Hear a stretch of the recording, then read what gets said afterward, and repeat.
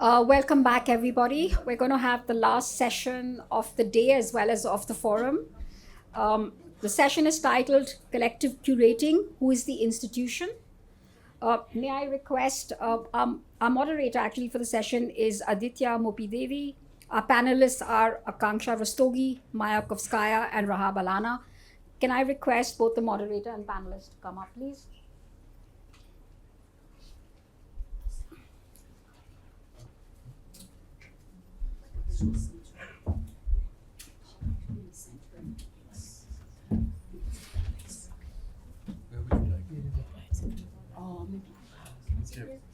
Light is murder.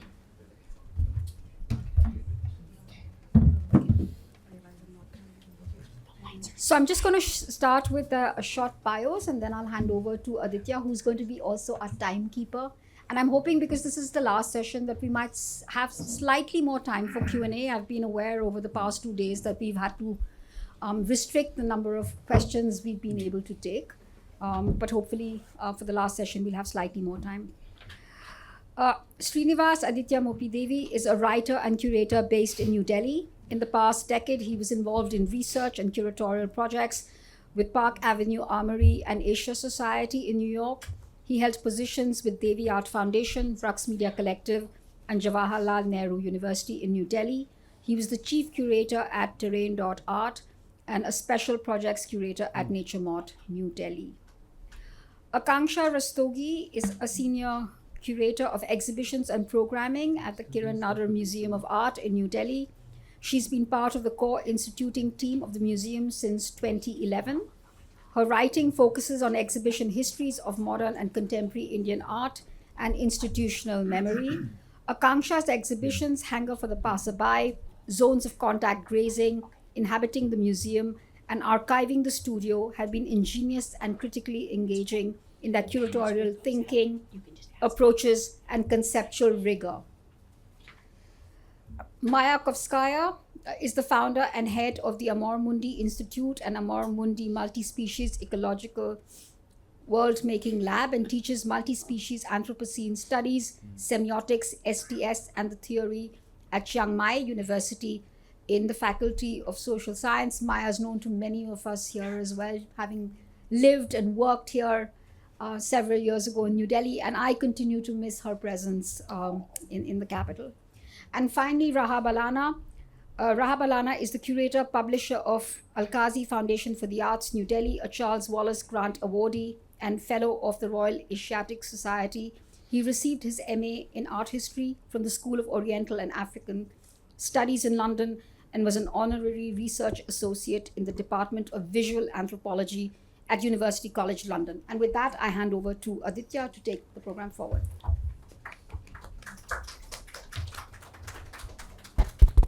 Am I audible? Okay. Thank you, Mira. Thank you, Anant Forum, and thank you, Mamta, for the invitation. So today the panel is called Collective Curating, Who is the Institution? And among us, there was a lot of debates about what comes first and what goes later.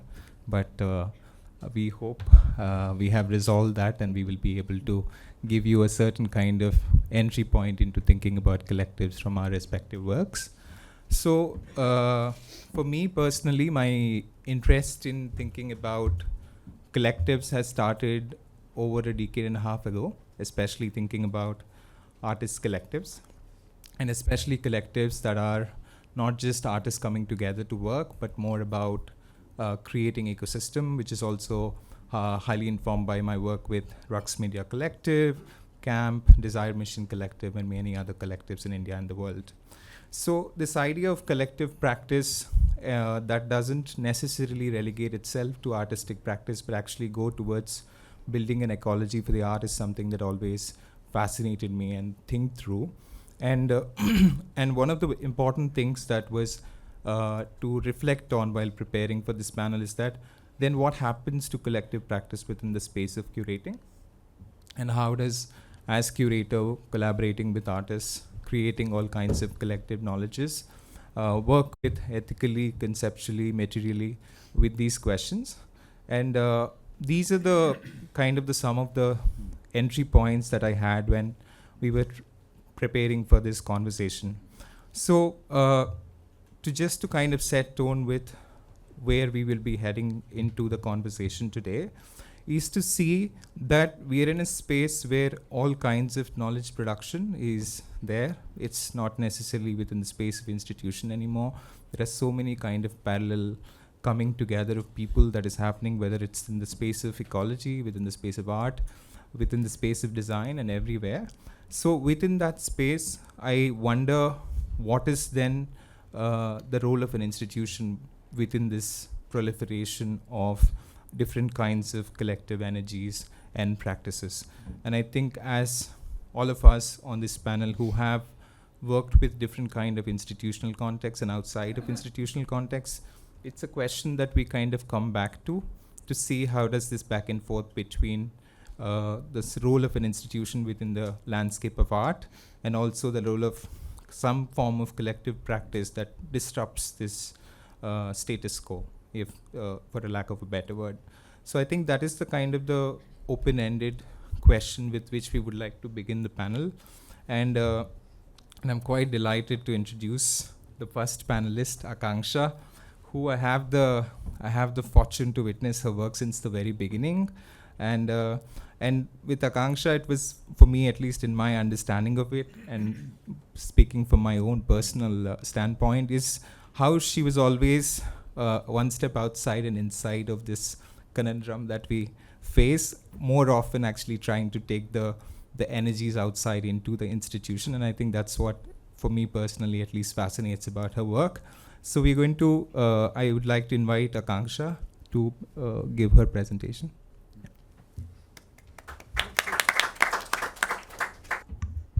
Thank you. Thank you, Meera, Mamta, Sohar, and the entire team of Anant Art Foundation for the invitation. And thank you all for staying for the last session and putting together this panel that allows us to think through these two entangled frames. One of the collectives, groups, or assemblies that work together or clustered voluntarily for different durations, for varying durations. And second, the frame of an institution, a museum. And here I think I'm thinking of museums, archive, residency, cultural centers, biennales, artists, or the collective itself also as an institution. And of course, there are several tangents that can be brought into this idea of a panel, collective curating. I mean, I have curated collectively with different co-curators, and I've had the unique privilege of being a part of a collective myself, and work with performance artists, etc. But today, I would like to focus, project a few thoughts on these frames from the lens of the curatorial, and think with how a collective body moves, or rather how a collective body can move the institution. And from the exhibition making aspects, that because that is my medium, and with examples from a place that is KNMA, and where I have been practicing for the last 14 years, and my co-panelist Rahaab pointed out very sharply that's a term of life imprisonment, and and a lifer should be anticipating a release now, and I would add maybe some rehabilitation too. So you will have to work with me and help me and be patient as I work through this presentation to make my larger point about the institution, if I'm successful at all. So let's see. In most instances, the institution and the collective or collective building or collective practices seem to have a sparring relationship, despite the best of intentions of being mutually inclusive. From simple problems of availability of or division of resources that is supposed to then happen or divide from from an individual to a collective, or to institutional desire to time or control the polyphony or multivocality of multivocal expressions of a collective utterance, to productive frictions that emerge alongside thinking about collectivity or collectively in institutional setups. So in the word of fungi, would wood-wide networks, slime molds, interspecies, interdependencies, and communications are established and inspiring researchers already. And it is already a scientifically well-established idea that the idea itself of an autonomous individual organism is an illusion, as any organism is in symbiosis, anatomically part of, or in close collaboration with another. And these are the words of scientist Lynn Margulis, who is very well known for her book, The Symbiotic Planet, A New Look at Evolution. But for us humans, and we have been using this term more often since this morning, to think about collective consciousness, and I don't mean society and society and collective consciousness. I'm trying to imply here collective consciousness rather than small groups. So collective consciousness and resource sharing implies an added layer or agenda. So it's not an auto mode practice. And I've always been interested in the dynamics of how a group of bodies, people, become a network, a body aware of each other's needs and share information and also resources to survive and thrive.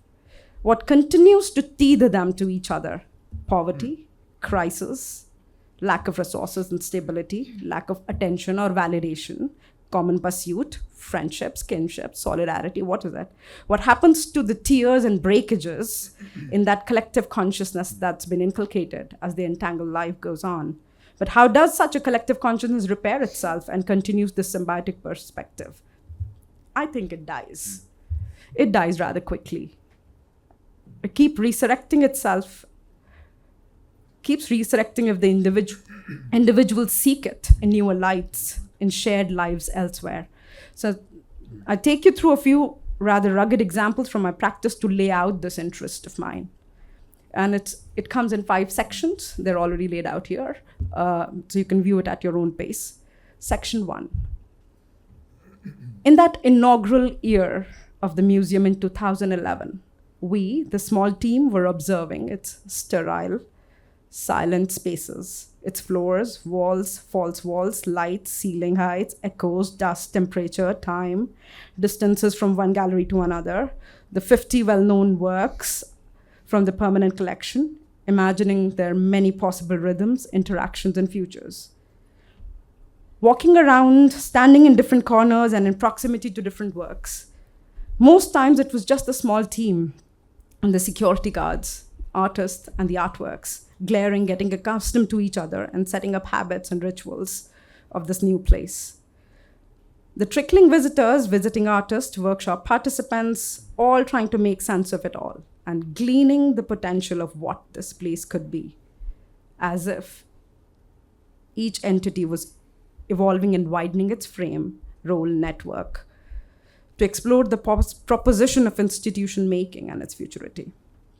Jump. Section 2. Then, on November 27th, the same year, in 2011, a troupe of performers took over the newly opened museum in a mall in New Delhi. For a day, their entourage set up the temporary installations alongside artworks that were part of the exhibition and the museum collection. The performers ended their inhabitation with an hour-long theatrical performance in the evening with takeaway house for sale packaging boxes, for each visitor. As part of their interventionist installations, the performers positioned the everyday objects present in any household in the in-between spaces and besides the 50, these well-known works of established artists. And these objects were like plastic buckets, make-do musical instruments made out of kitchen utensils, pressure cooker, mosquito net, bed sheets, drainage pipes, storage utensils, tin trunks, cupboards, mirror, thresholds, door frames, whatnots, all spread across different galleries of the museum. And now these household items instantly challenge the overpowering sophistication and the object-based hierarchy of this space. And simply their simple recurrence and clusters, creating another counter spectacle of this 100+ visitor bodies, breathing, sweating, dragging their feet, and following the red-nosed actors that perhaps this museum and its small team wasn't exactly prepared to receive or think with. Perhaps the performance brought an artist or several young artists' accumulated household objects, redistribute and repurpose them inside a private museum interior. And now this performance in question was titled Household, a disposable theatre production conceptualized and led by Samudra Kajal Saikia and his team of performers, musicians, and actors, and was the first performance of Inhabiting the Museum series, my first multi-year curatorial project at KNMA. And the curatorial provocation was simple: to invite performative responses to different times or sense of time that coexist in a museum space. The artist's time, the viewer's time, the artworks, the museum's own notion of time, and all these different times move in friction as well as in sync, overlapping releasing a layered, perforated presence, fragmented narratives and experiences of the museum space. The invitation was to become the catalyst or the subject of that spent, mapped, fatigued duration. Interestingly, and it is the first time in public, like after so many years, that I'm talking about this. Interestingly, the visitors to the performance was sectioned, categorized by the performers into different identities as they moved through each segment of the performance.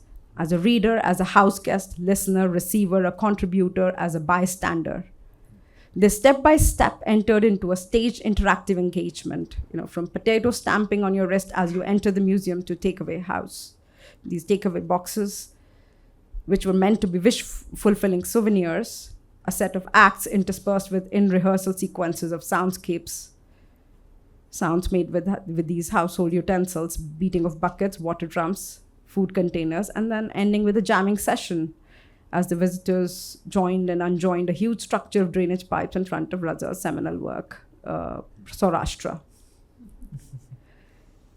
It had its typical theatrical moments, like the act of cleaning up the room, the messy cupboards in front of the visitor as house guests while reciting the text, the actors removing their makeup and getting back to their original self, or enacting and thinking of a thief in this household/institution, making references to Lalan Fakir, Kabir, and Sufi poetry mixed with nonsense activities. The performance made a strong exploration of the idea of the house inside a house, or the body house of the actor, or the vulnerability of a performer and an artist in the cultural landscape. I'll just read one part of the script that one of the actors recited. I am an actor, very limited my abilities are. I love you so much without even knowing you. Buy me. I want to make some money. Buy me, purchase me. I don't have a house that I can sell and make money. I cannot rent a house to dwell in. I carry a house, my body all the time. This offering a highly improvised, reworked landscape of the museum. The interruptive setup of the performative walkthrough of this new interior was so jarring and abrasive that it's not still linger with me. And I really mean it. And it is almost, as I said, for the first time I'm publicly even talking about this performance, my first curatorial work at this museum. The performance mined the institution as a source for making itself, depleting the very objects the institution already contained, as well as layering them with a new presencing. This becomes a classic example of the descriptive power of the exhibitionary space, and also the alternative, where life and the live takes over the static and immobile to direct the narrative. Ram King Kabaj once said that about his institution of Shantiniketan, about his own institution, where he lived and worked, Shantiniketan, where when the institution wanted him to move out of the postgraduate hostel from the Black House to make it into a museum, he said, what use of it? Instead of lying as a dead museum, the stream of life is flowing there. That's good. After all, life is important. From the many moments in the performance, I want to point out to one peculiar moment that brings me to my first submission.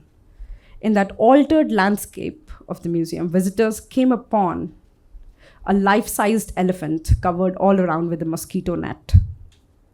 The elephant, also covered with bindis, is signature work of artist Bharti Kher, titled The Skin Speaks a Language Not Its Own. Samudra's performing entourage added a large mosquito net to the scenography for an hour of the performance. And for him, it connected to the SME's riddle. The riddle goes, There is a house inside the house. Get inside and die. What is it? Answer, mosquito net. If we take a leap and consider this 100+ visitors as an extension of the artist body and turn it into one unit, the conceptual proposition of the body house of an actor that psychodisposable theater works with makes the multi-people artist body into an interacting, roaming institution. And that's what I'm interested in. The exhausted or resting elephant lying on the ground inside the mosquito net, legs folded, eyes closed, listening to everything, from the musician and actors walking around clanging the pots, the shrills and cacophony of the banging plastic and steel, sounds of this multi-people artist body. So this exhausted resting elephant is the real subject, actant, and work of this roaming institution.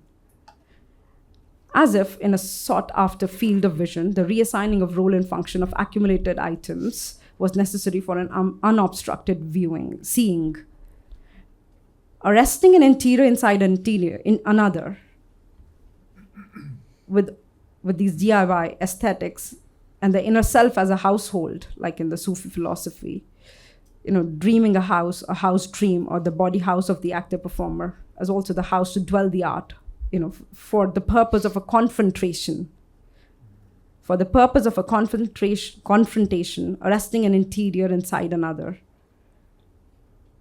Possible only through this multi-people artist body that beholds the museum as a landscape to grasp something else, and produces that double time, a new time, taking time to hold, and treating as if it comes unaware, upon a view, half view, towards a feeling that would be entirely this new body's only, and generate accounts, journeys, and forms of seeing possible in that museum landscape.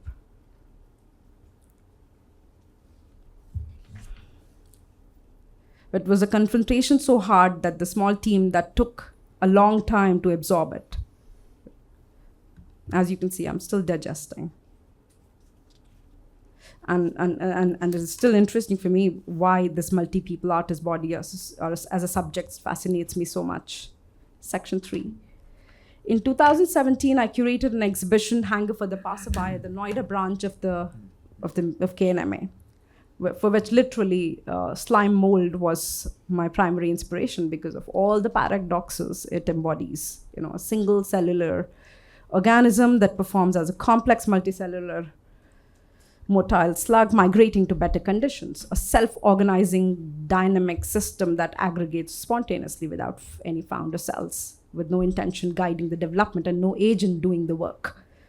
An exciting model and an object to think with. Hanger for the Passerby was an irreverent and adventurous exhibition presenting works, acts, words, incomplete propositions, and which can all be clubbed under as creative produce of more than 45 groups, collectives, society, cooperatives, context, individuals, and covering a huge span historically and geographically. And it included both formal and informal clusters of artists, craftsmen, designers, thinkers, and performers. And the exhibition largely had these anonymous large groups and that you would keep coming upon, of artists, art students from different periods, moments, making time, making art, thinking, and articulating. And as a curatorial method, stringing together so many different known and semi-acknowledged and unknown moments and historical examples in close proximity brought them into a new light as much as rendered them anonymous and rendered them with some anonymity, wherein art as an act, a doing, and a slow honing of craft or accumulation of depth or technique was established strongly as the translatable power of that exhibition. But this curatorial method also rendered them visible and invisible at the same time, dependent on the passerby's attention and curiosity to activate them.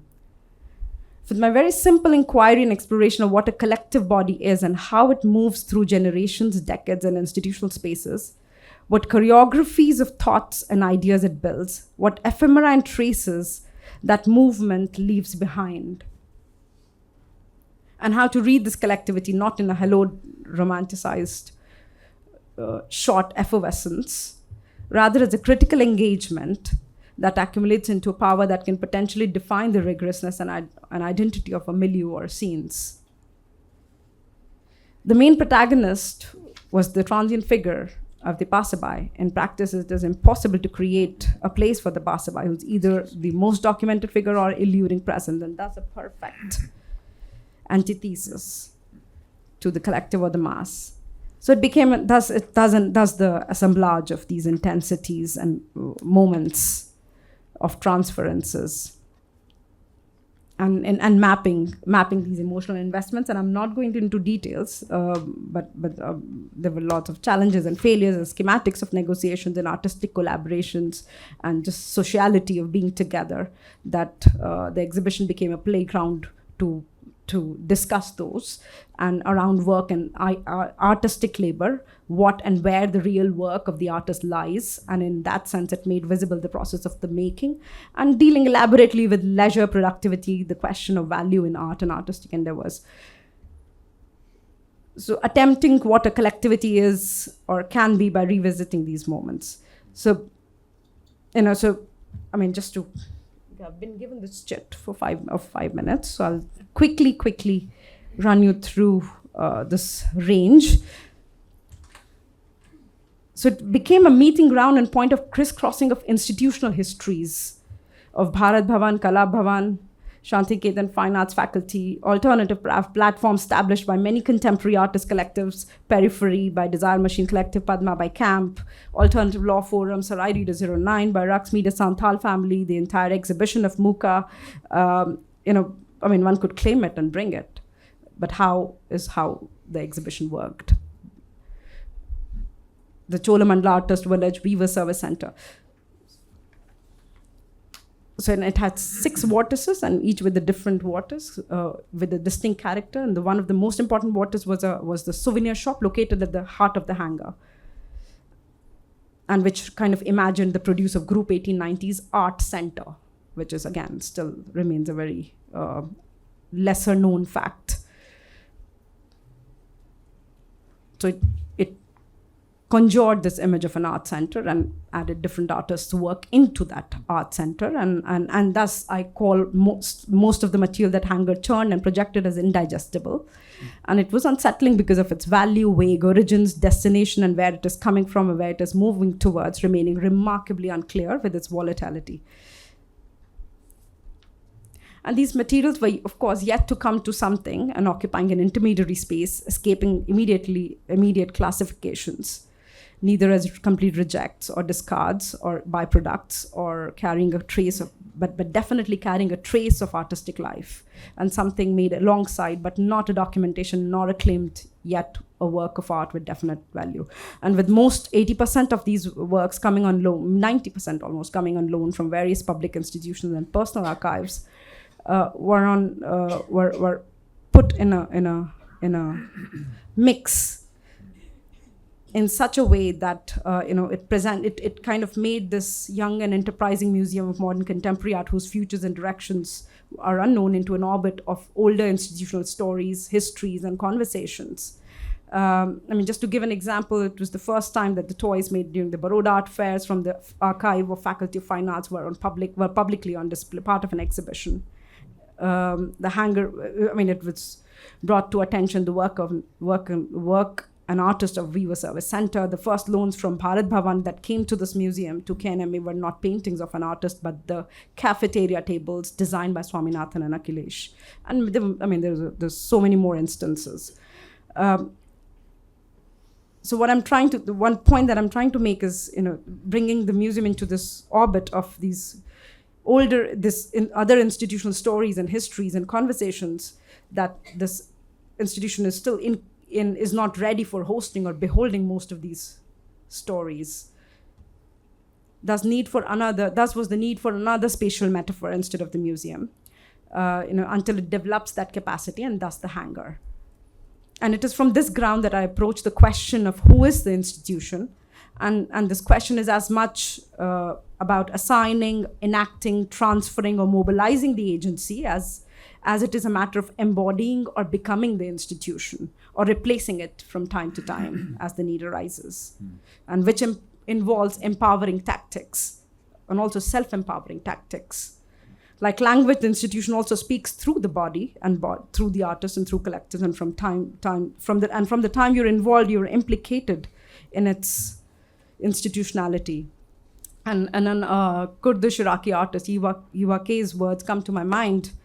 I never speak as Hiva, but I speak as my collective self. Of where I come from, I don't see this collective as divided. I see that we have fingerprints upon each other all the time, and we've been doing this for centuries, for thousands of years, and this is what colonialism tries to deny, unquote. And I have to say, my curatorial methodology is only, I've done many more exhibitions since then, but my curatorial methodology more or less has remained tactical. And with the tactical, it is possible to only survive and extend time, but you can't change the game or win with it. Yet still, my research and curatorial interests still lie in, and I continue to seek those becomings that escape the route where the production of art gains its valency from. And my alliances are very deeply still with the anecdotal and with the frictions and the failed attempts and the incubation periods and resonances and solidarities that make art happen.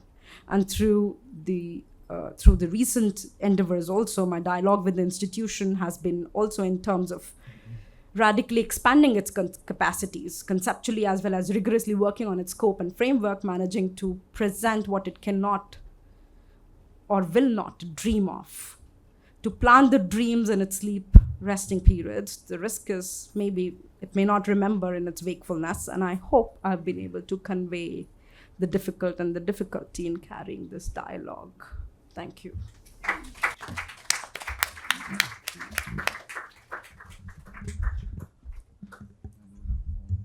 Just one minute. Thanks, Akansha. We're going to come back to the discussion. There's lots to discuss, of course. I just want to kind of introduce, we've already introduced Rahaab, and most of you are familiar with his work. So in the process of preparing for these conversations, one of the things we discussed is that to approach to the question of collective from their own personal work, like Rahaab is someone spent so much of time thinking about photography as materiality and archives as institutions and quasi-institutions, and also sometimes alternative institutions to the mega narratives of the state.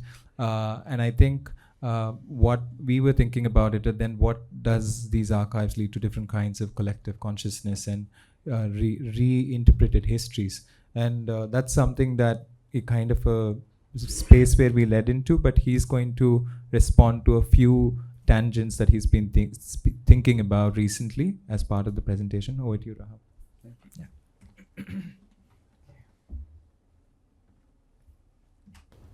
Thank you. And I would like to join the chorus of appreciation for Anant Art Foundation's Anant Foundation for the Arts initiative and endeavor. It's absolutely exciting. And Akansha, I only accuse you of things I can be accused of myself. So it comes with a sense of mutuality and care and respect as well. It's nice that I've been defined as working at the Al-Qazi Foundation. I actually do kind of work there. I pretend to do a lot of work. I act when I'm at work. So maybe if HH Art Space wants to sort of bring me to their space, I can do the same for them. No problem. So, yes, how to begin this? So the thematic, as was intimated, came through various channels, came through various discussions. And it was a conversation about the functioning of art institutions, assumed arts institutions, institutionalized setups as well. And I was interested in how we actually thought of ourselves as cognitive communities. I mean, artist communities aren't necessarily those banding together as brethren, coming together on some foundational premises. There's more to it than that. So like the many publics that we've been to and we've addressed, I suppose the questions that came to my mind were the following. Do we continue to fight the authoritarian personalities of the 30s, 40s, 50s, and 60s?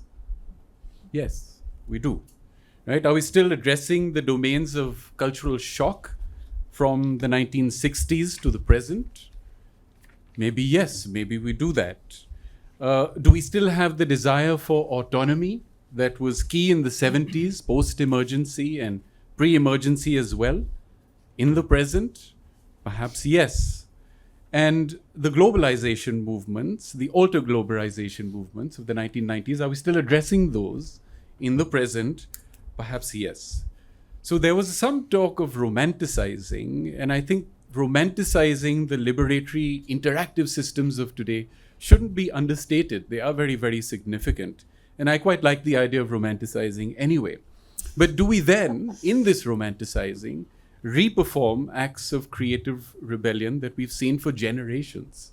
So while there has been all this talk, and I think it's interesting, about the D and the Re, we also have to look at the D and the Re from the last century.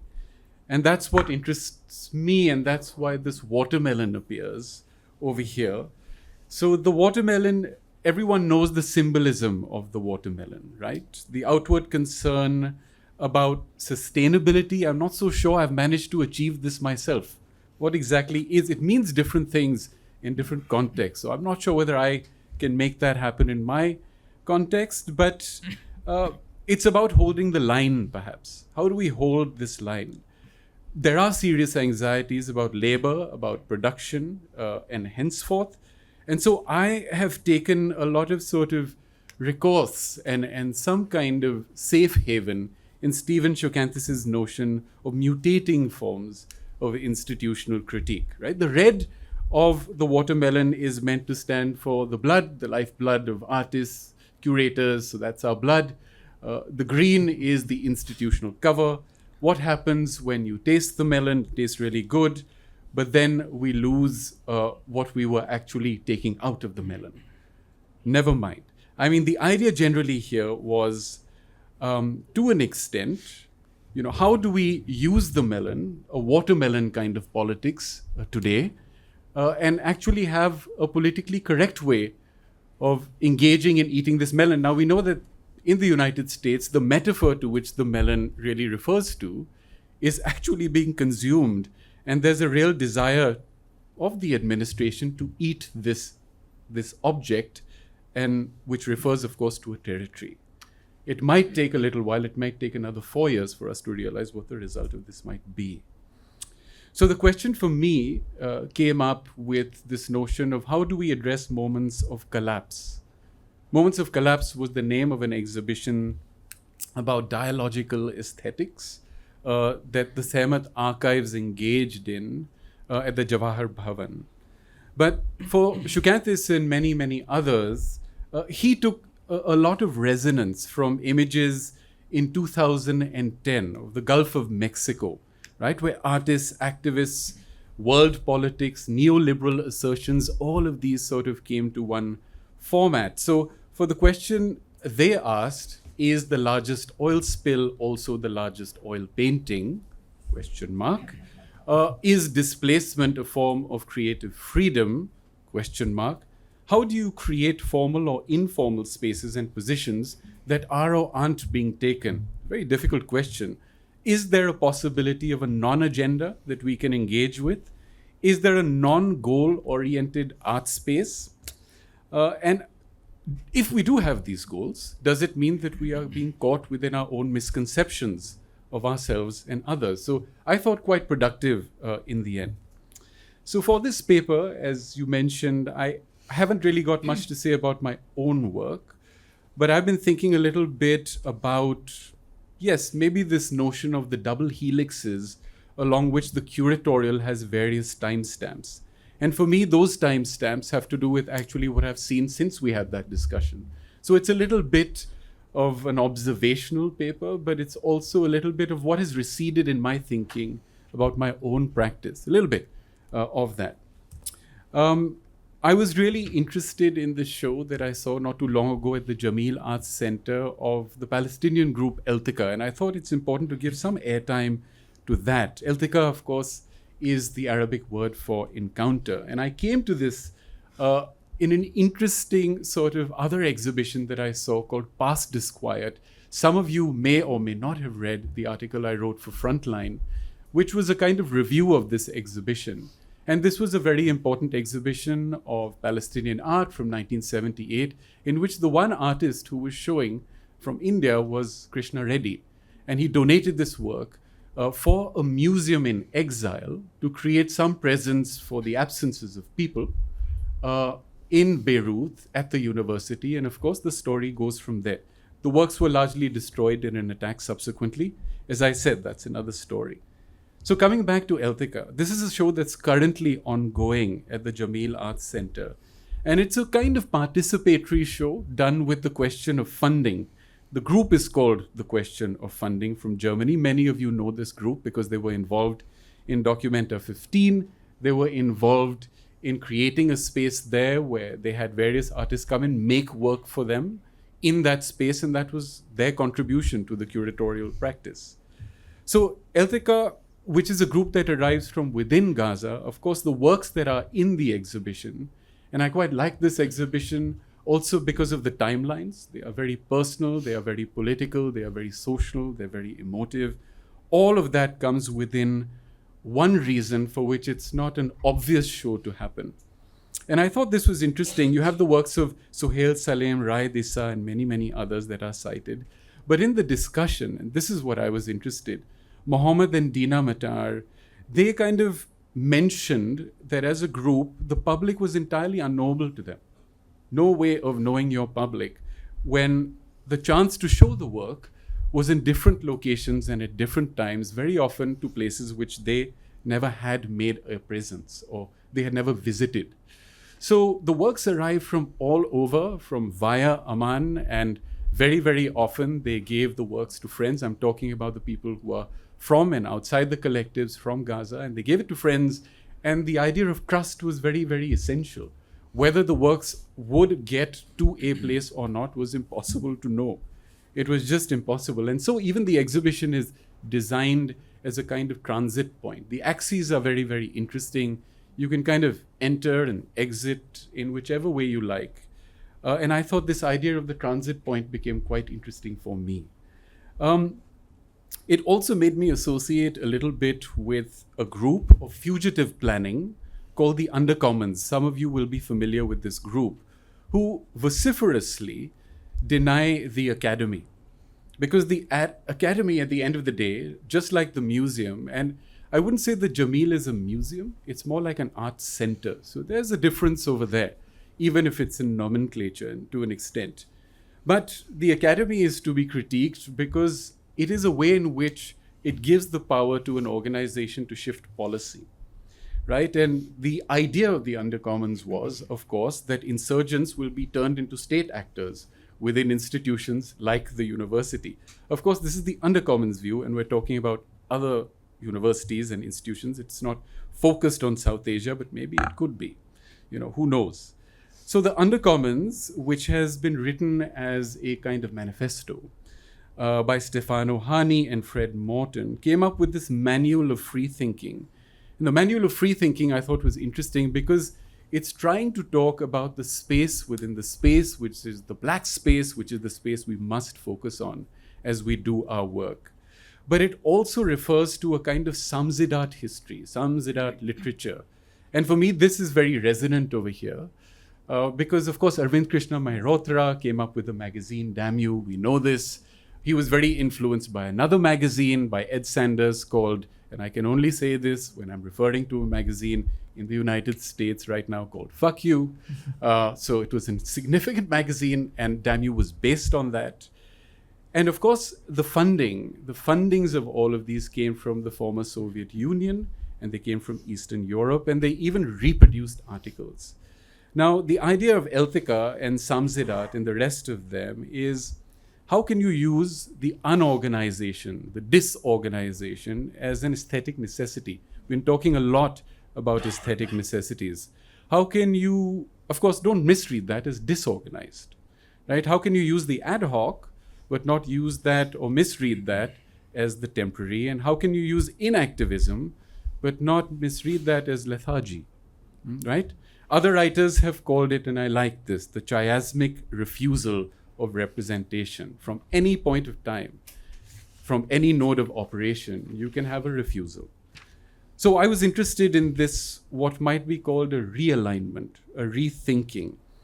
And what does this do to the individual is that it creates what they call a wonderful singularity of the individual in that space. So in this question of singularities, the idea is that it doesn't necessarily have a group action at the heart of it, but it takes a group to make a action. One action can be created by a group. They might not be together. The other interesting point I found was that they deal with this notion of the harvest. I like this idea of the harvest, where the exhibitionary space in the museum is seen only as a stopgap. It's not meant to be a finality. It's not meant to be the resting place. It's meant to be used as just a stopgap to get to where you are getting to. And of course, presenting new crop or using buffer crop, whatever you might call it. Now, with this idea of, let's say, the Samzinat, the alternative, the subversive, I was very interested in this reference point, which I've not sort of come across of late. But of course, it comes with the revolutionary poet Faiz Ahmad Faiz and his magazine called Lotus Magazine that he took over in 1979, the year I was born. And it's quite interesting because you can read a lot about it. There is a wonderful website called Revolutionary Papers by Sarah and Raif Ziadeh. And in that, they have a very politically sound but lyrical way of describing Mr. Faiz. Born in Sialkot, studied in Lahore, taught in Amritsar, married his wife in Srinagar, was imprisoned in Hyderabad, was lauded in Moscow, and lived most of his life in Beirut. It's absolutely a phenomenal description of how he was supported, how he supported himself. Of course, he was imprisoned in Pakistan several times as well. But the key was, and you can see him there with Arafat, right, on the top left, Faiz with Arafat in the early 80s. I guess the key point was that support is coming from various directions at this point of time. Now, he takes over, of course, in 1979, where the previous editor of Lotus magazine, Yusuf al-Sabah, is assassinated in Egypt.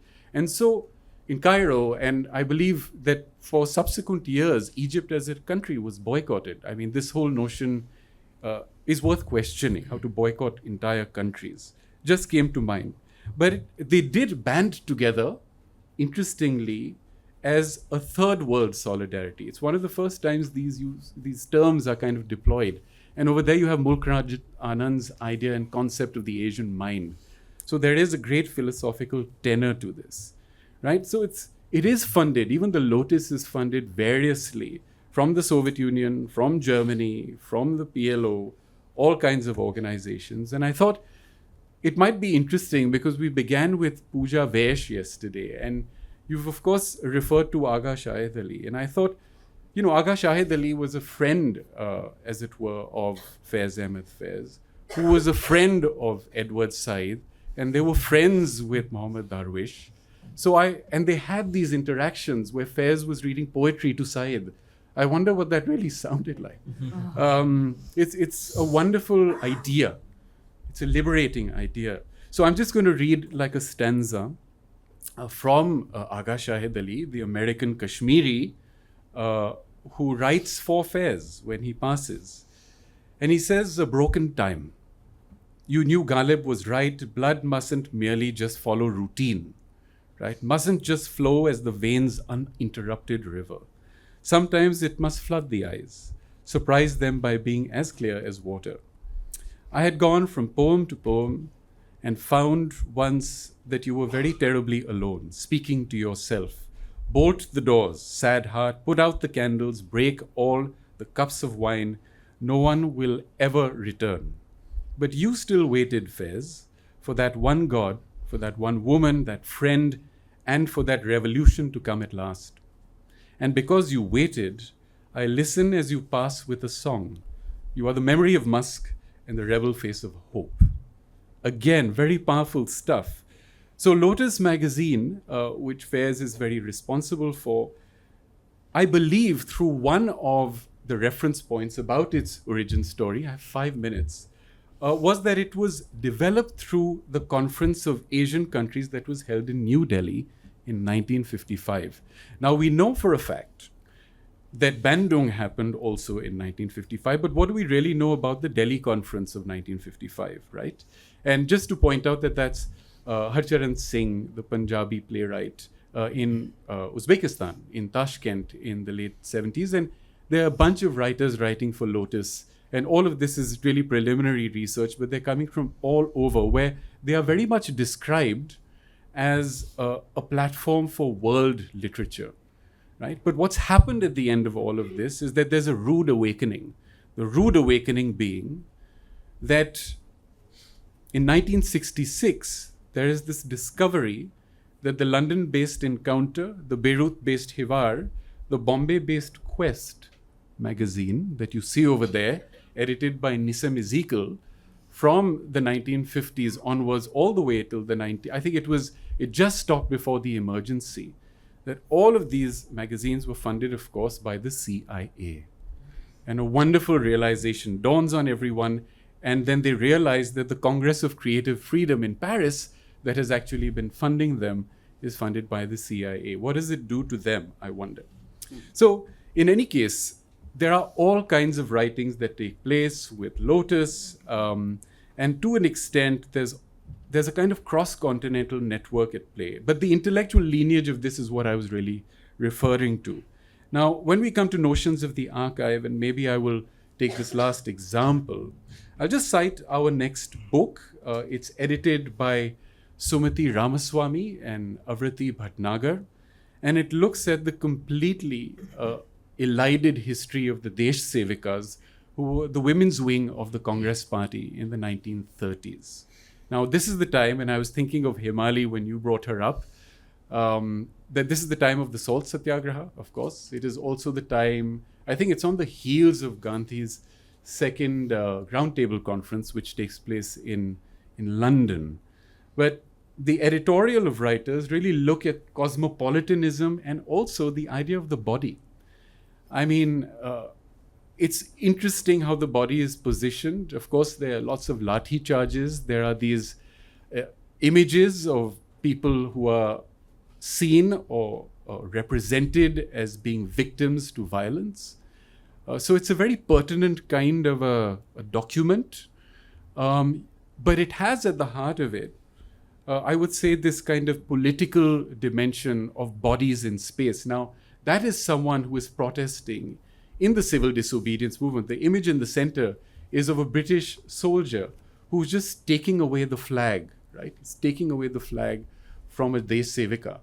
And they're completely isolated in space, right? The idea, to an extent, that it takes a group activity, the idea that they had was to catalyze their event through completely dispersing and atomizing themselves into different spaces and different times. On the right-hand side, you can see one of them walking into the jail carriage that takes them to the prison. So for me, what was interesting, I mean, would this be called micro-political? Not so sure. But they are fighting for personal space. The body becomes significant in this fight. But there are networks of cooperation that are being forged. There are ways in which the mic and the loudspeaker are being passed around. So the British don't really know. I mean, the officers don't really know where the sounds are coming from, where the voices are coming from, even though one by one they are removed. But it takes the entire day to remove people from this space. Now, while we have that, of course, there is Swadeshi modernism. I have 2 minutes. And this means that there is a way in which there's a merchandising and a commercializing also of the event. To fund a lot of the civil disobedience, funds were needed. The Swadeshi was actually a very prolific body that was creating a lot of merchandise that could be sold and that could be funding this revolution as well.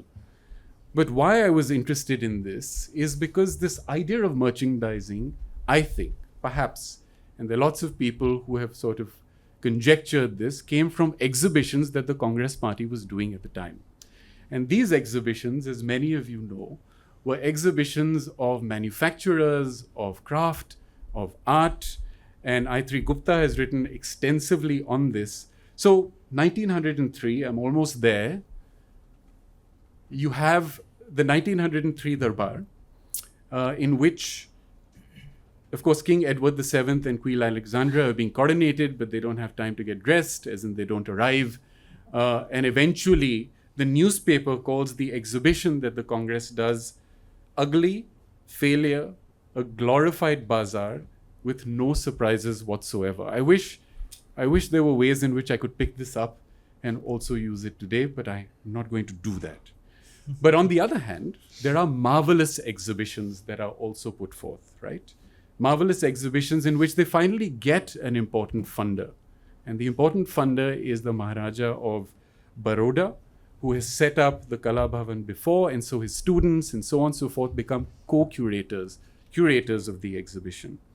But what I was interested in was the 1928 Congress gathering, in which there is an exhibition in which there is a chromolithograph of the gentleman sitting right there, right? So the Mahatma walks into the exhibition, is stunned, takes a U-turn, and is out.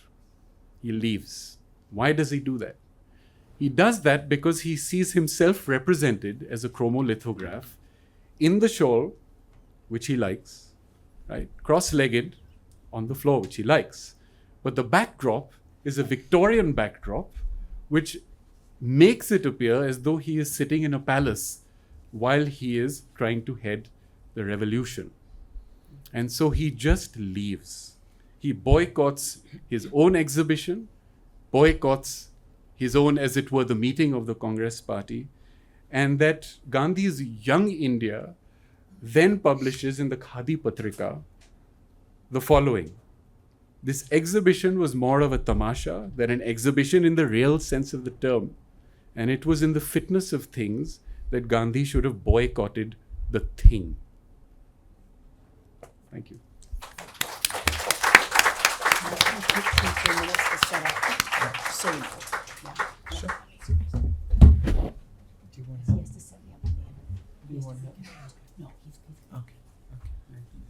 Just, I'll give a little bit of entry point into your presentation while you set up, Maya. Thank you, Rahaab, for the provocations, and I hope we'll have more time to discuss. Maya, one of the things that stood out with what Maya said is that I want to think about collectives and possibilities in a very decentralized way, and also at the same time outside of the regular imagination of institutions of art as we have. The particular thing is also to think about the radicality of having collectives and alliances where there is a certain sense of mutual care. And I think her speculative proposal today is more towards that understanding of collectives and alliances, as she calls it. Maya, while we wait for you. Yeah. As soon as we can actually get connected. Okay. Can everybody hear me all right? I have a super loud voice, so if I seem like I'm shouting, somebody go like this. All right, well, while he's getting this set up, I would like to first just say a huge thank you to Anant, to Mira, to Mamta, to the entire team, and to all the speakers who I've learned so much from over the course of the past 2 days. This has been incredibly invigorating, and it's really, it's created a foundation for a lot of the remarks that I'd like to make. So I'm really excited about that. So let's see if we can make this work. It looks like I'm going to be toggling between two devices and because my notes show up on screen. So let me just make sure I can get this to move, and then we'll be on our way. Okay, so the title of my talk is Curating the Otherwise, Insurgent Care, Collective Resistance, and World Making Beyond the Institution. Let me see, I need to abandon my water here. Oh, there we go.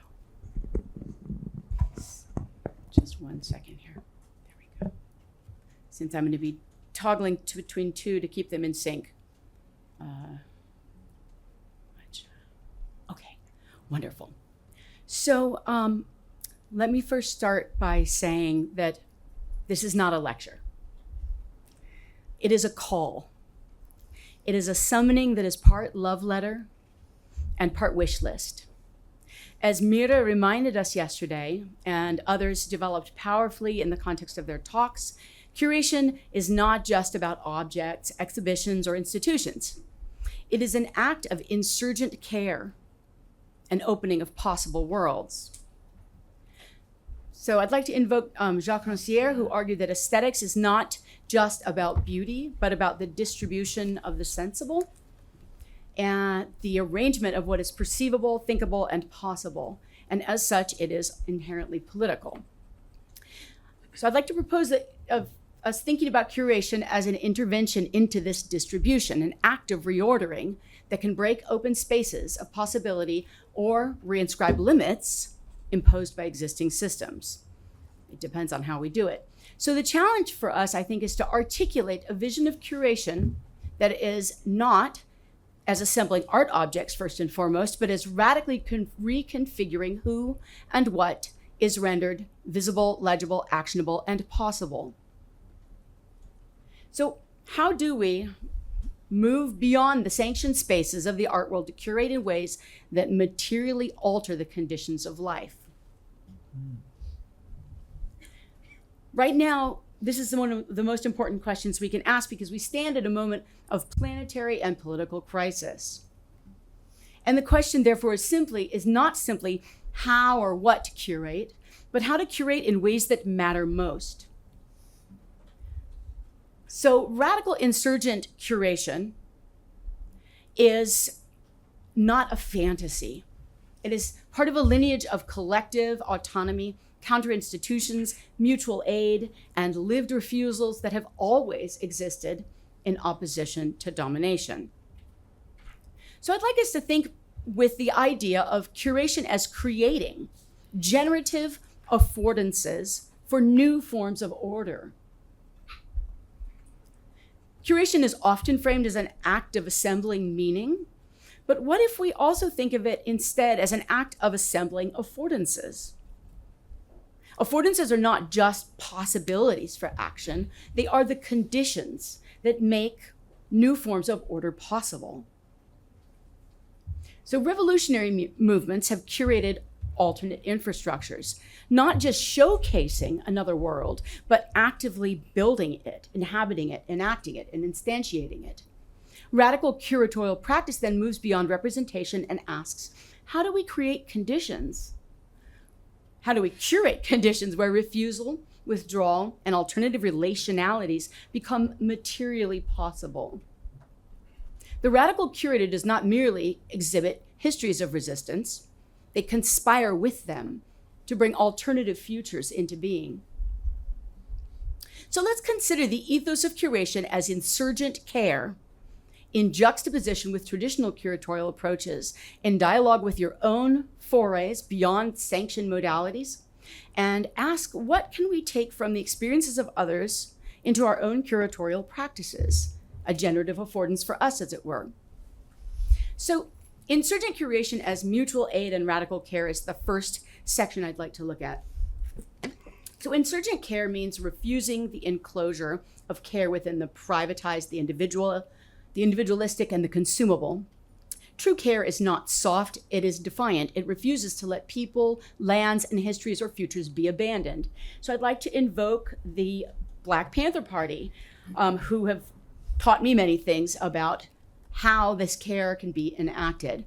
So the Black Panthers and free care as a form of direct action offers a powerful case study of insurgent care as a mode of curating the otherwise.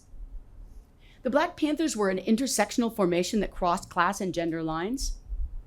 And their struggle was not only about militant resistance, but about materializing alternative infrastructures for mutual aid in real time, proving that making new worlds was not just about dismantling oppressive systems, but actively constructing alternatives based on radically different modes of relationality. So these initiatives curated life worlds, counter institutions, and autonomous infrastructures within and against the dominant order. So a few examples of these: independent knowledge production and dissemination were core features of their radical counter institutions. Liberation schools, countering racist public education, The Black Panthers created alternative living spaces that emphasized Black history, self-determination, and critical consciousness. Then they engaged in community patrols. Armed Black Panthers monitored police violence in Black neighborhoods, curating a counter-sovereign presence in direct response to state-sanctioned violence and brutality. Their free breakfast program for children was a radical act of curation, not of objects, but of food, safety, and survival, demonstrating that liberation movements must address basic material needs. There's some pictures from this. They also had free medical centers with autonomous healthcare outside the capitalist racialized medical structures, which enacted a refusal to let the state dictate whose lives are worth saving. Now, I'm throwing in a couple of examples that inspired me from the Indian context, but I would not presume to give you a lecture about Shaheen Bagh. Just to put a few words on screen for the other foreigners like me who might not be quite as familiar, because this sit-in was one of the, I think, most significant cases of women-led protest movements that reclaimed public space, or creating what I would call an Arendtian space of appearance and hub of mutual aid and insurgent care with, similar to the Black Panthers, free libraries, solidarity kitchens, poetry recitations, art installations, which turned occupation of public space into a collective act of world-making, decentralized, intergenerational, nonviolent resistance, reshaped narratives around citizenship, belonging, and dissent. Okay, and another case, again, I don't presume to tell you, all of you know more about this than I do, but the farmers' protest really inspired me. Here's a picture from Getty Images that I borrowed, where on the Delhi-Haryana border in December of 2020, you've got the farmers going strong. And for those who are not familiar with this, was one of the largest mobilizations in recent Indian history, and really in recent times, of farmers across India occupying highways and borders for over a year to resist neoliberal agricultural laws. And for me, what's significant is the way the movement was marked by radical solidarity across caste, religious and regional divides, direct democracy and organizing, and a refusal to compromise in the face of state oppression. And again, like the example of the Black Panthers or the example from Shaheen Bagh, self-organized community, kitchens, medical aid, educational spaces. You see, these are repeating themes that seem to be essential parts of creating infrastructures of the otherwise, which ultimately led to the repeal of these laws in 2021. So if we think about insurgent curation as collectively enacted counter-institution, revolutionary movements, which I find great inspiration from, have long understood that liberation is not just about destroying oppressive systems, but about building the infrastructures of the future in the present. And so I want to do a little bit more of an extended case study looking at the Zapatistas and the autonomous zones. And I won't read out the entire history for the sake of time, but in the 90s, the Zapatistas, who were based in Chiapas in Mexico, a largely indigenous community, declared war not against the Mexican state, but against neoliberal global capitalism itself. And so this movement was an indigenous-led autonomous rebellion that has lasted for 3 decades and demonstrated that it is possible to construct self-sufficient, horizontalist, heterarchical, non-hierarchical communities within the cracks of empire, curating the otherwise. Oh, oops. So the caracoles, or the autonomous zones, as a form of world building, I think offer us some models here. So they did not even demand inclusion in the Mexican state. Conversely, they withdrew from it entirely and created parallel infrastructures, providing, again, governance, schools, healthcare, food systems. See the repeating patterns here.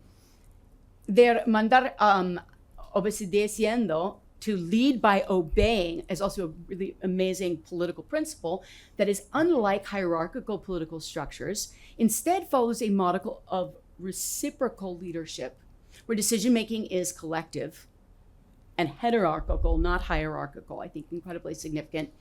The refusal of neoliberal extraction is another important tenet. They continually resisted corporate land grabs, refusing capitalist development projects and state aid that would compromise their autonomy. And of course, schools are an incredibly important part of the Zapatista curation of the otherwise. Their radical education and knowledge project, like the others that we've seen, were forms of insurgent curation, producing and preserving knowledge that the neoliberal state would seek to erase. So what's the relevance to radical curation? The Zapatistas demonstrate that the power of withdrawing from dominant structures rather than seeking to reform from within them is also possible. Their caracoles function as counter-institutions that both sustain and expand alternative futures. And I'd like to move on to a more recent case that I think a lot of us watched on social media as well. The Standing Rock movement against the Dakota Access Pipeline and the movement there. So like the Zapatistas, Standing Rock curated a counter-sovereign public space, a gathering that refused state control, enacted alternative governments through assemblies, councils, and direct action. The militarized response, police violence, water cannons, arrests, reveals how threatened state power was. So a group of indigenous women played a really important leadership role in risking their lives to stop the pipeline. There's a documentary about them called At the End of the Line that was screened in New York by Sharon Klingland with a bunch of the women leaders of the Sioux Standing Rock Nation. And if you want to watch it, it's available online. So I'd like to also think about the way in which the Dakota Access Pipeline that they are opposing can be seen as a kind of colonial necropolitics. Pipeline construction isn't just about extraction of hydrocarbon, but it's a violent severance of relational ties. Okay, it's an attack on water sovereignty, on Lakota and Dakota nations, and on more than human flourishing. So here's some pictures of pipelines and some of the protesters at Standing Rock. So for 7 months, the protesters worked to stop construction of the pipeline and were met by militarized law enforcement, tear gas, rubber bullets, water hoses in freezing weather. Pretty brutal stuff. But one of the things, even though they were ultimately crushed, and the lessons that they have to teach us about non-human relational sovereignty, I think, are extremely important here. So their resistance is not merely about indigenous rights, but it's really about a worldview, a way of understanding where a belonging and a politics where land and water and kin, both human and other than human, are active subjects of law, governance, and care, insurgent care. And so in this slide, you see this is something that happened towards the end. The buffalo are a really important species for this particular indigenous North American group. And the arrival of this herd of buffalo was interpreted as an incredibly important sign that what they were doing was in fact honoring the ancestral lands and honoring what their more than human kin wanted and needed. So I thought that was quite significant. So the camp itself as an instance of living otherwise, Aseti Sakowin was the camp, and we can consider it a more than human resistance space where ceremony, treaty-based governance, and citizenship with land and ancestors were enacted and celebrated. Refusal of the pipeline was refusal of the colonial state's entire mode of relating to the world. So again, to bring it back to radical curation, we can think of the encampment as a radical reclamation of indigenous sovereignty and a refusal of settler colonial governance. Mniwichoni, water is life, is an ontological and legal claim, not just a slogan, but a structural challenge to settler capitalist legal systems that refuse to recognize water as a living relation rather than a resource. So this is also about ontological politics, but taking place through actual instantiations and enactments of practice. So Standing Rock, which went on from 2016 to 17, really involves a more than human jurisprudence, indigenous relationality, and decolonial refusal. So now let's move on to thinking about insurgent curation with the more than human, more completely, liberatory feminist ecological practice and embodied relationality. And I'm gonna throw on screen some images that are extremely familiar to all of you, I think, except for perhaps people who aren't from the Indian context. So again, I won't lecture you about Chipko. I'm still learning about them, but I found it incredibly, you can't talk about ecological feminist resistance to extraction and to deforestation and capitalism without mentioning Chipko. So these women in the 70s in Uttarakhand physically prevented the logging of forests and claimed they used their enacted alternative relationality to align their bodies with the survival of the trees, protecting them, and actively embodying resistance to capitalist logics. Not just representing it or claiming it, but enacting it. And I think that's what's significant here. So if curating is about creating affordance and assembling relations, then what are the more than human relations we are failing right now still to assemble? What happens when we include land, water, forests, fungi, animal kin, other than human animal kin, because we're animals too, in our curatorial practice, not as objects to be represented, but as co-constituents, as co-world makers? Now, I would like to turn to the Rojava, the Democratic Federation of Northern Syria, which is one of the most exciting experiments in curating the otherwise. So let's see. They're not simply a resistance movement, but rather a living experiment in constructing a post-state, anarcho-feminist, ecological, and direct democratic society in the wake of the Syrian civil war and the Kurdish majority region. They reject state capitalism, patriarchal capitalism, and develop their own pluralistic, direct democratic system based on gender liberation and communal ecologies. So like with No Dakota Access Pipeline and Standing Rock, it's a struggle against extractive necropolitics. And I'll go over to the past. But an important part of the way they enact curating the otherwise is reforesting the revolution. So Rojava's war-torn landscapes bear the scars of colonial extraction. And in response, they have begun to build forests, seed-saving networks, regenerative agricultural systems as act of insurgent ecological repair. These women-led communes integrate ecological restoration with self-governance, decentralized water and land management as acts of curatorial care, and insisting on kinship beyond the human as a political act. So water commons, agroecological food sovereignty, and as a form of reparation beyond capitalist and state-controlled infrastructures. They've created their own irrigation and food systems around cooperative water governance, traditional land-based farming, and ecological restoration. And like the Black Panthers, who resisted violence, the YPJ, and I won't say I know how to pronounce it, what it's really called, they're not just a military force, but they're a radical feminist rejection of the patriarchal state, enacted in the defense of their people and their curating the otherwise in real time. And they have their own women's liberation principles and that mandate gender parity, and also decentralized forms of governance that inspired by a lot of anarchist kinds of principles. And I will, since we're hurrying, those of you who are familiar with Murray Bookchin's social ecology, Rojava explicitly draws on some of his work and embeds the ideas from that work into their political and economic systems. So again, bringing it back to radical curation, Rojava is an assemblage of insurgent infrastructures constantly curating an alternative mode of existence outside of statehood. It exemplifies what it means to refuse dominant systems while simultaneously creating new worlds. So I'd like to sort of start wrapping up with the idea that insurgent curation can be a transformational praxis.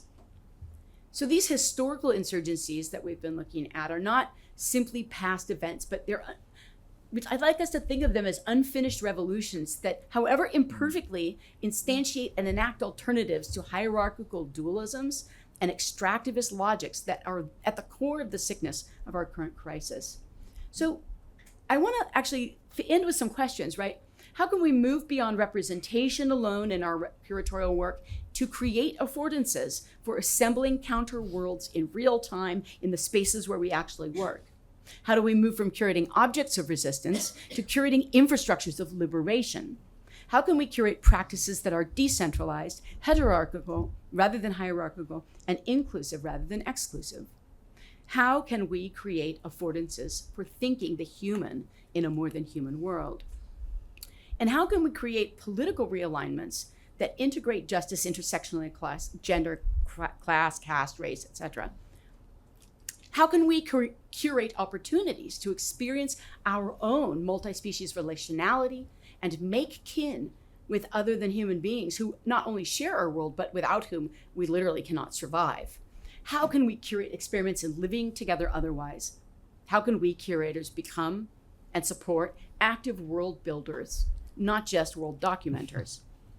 So to end here, the act of curation I want to propose can be an act of world making. It is not an abstract theory, but an embodied material historical truth. So what will we gather? What will we protect? What will we assemble? Not for display, but for the ongoingness of symbiotic and mutualistic forms of life itself. Every movement that has fought to survive against empire, against capital, against extraction, has practiced curation, not of objects, but of people, alliances, infrastructures of care and defiance, and new institutional forms of alternative order. So this is the challenge before us, not what to curate or how to, but how to curate in a way that refuses erasure, refuses extraction, and refuses the limits of what has been deemed possible. And in all of that, I hope in our discussion we can actually talk about what that might look like in our own practices. I don't have answers, but I pose these questions because I need a community to face the future with who is ready to do everything that we can. Thank you so much.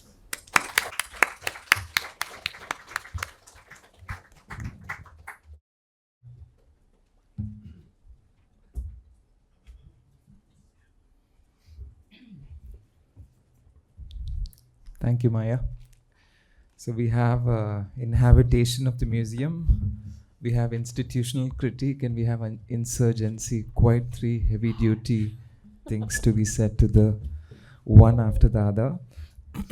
So there are a couple of things that I want to think about at the same time, a couple of cautions that maybe we can collectively reflect. One is to kind of think about how does